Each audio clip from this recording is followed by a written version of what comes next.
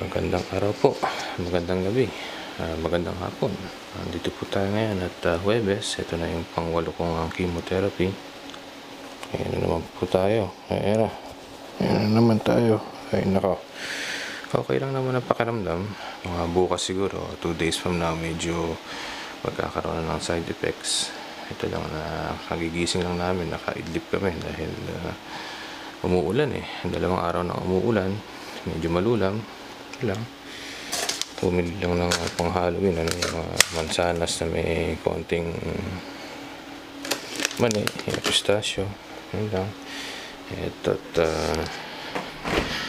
mag-dinner na kami at ito lang mga tira-tira, iinit ko lang yan. Ganun pang bigay si Tita Oya dati, mga mackerel yan.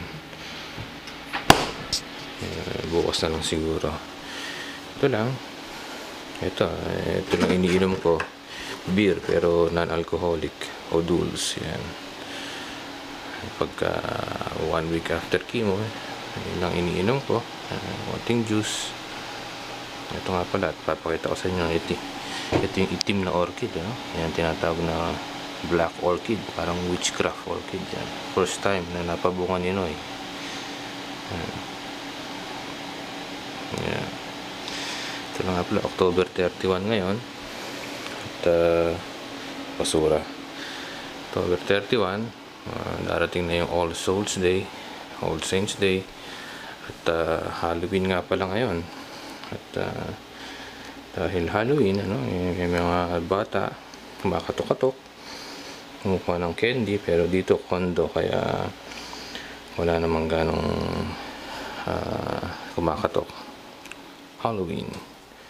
Ano ang nasa dako pa roon? Bunga ng malikot na pag-iisip, likha ng balintataw, o halaw sa isang daigdig ng kabapalaghan. Di kayang maipaliwanag, ngunit alam mong magaganap. Yung dating sa Regal Shaka ba yan? Pinoy tuwing Wednesday, Yan na po, magsinta tayo ng kandila para sa mga ating mga dearly departed ones, Yan.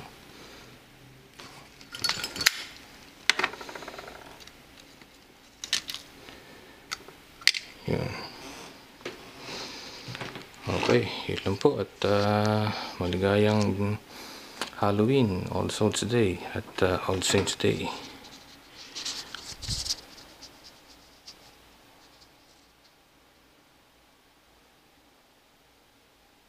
Ito nga pala yung mint julep mask, parang mud mask para mga 30 minutes, 1 hour para lumiit yung mga burug-burug ng mukha ko. Ayan.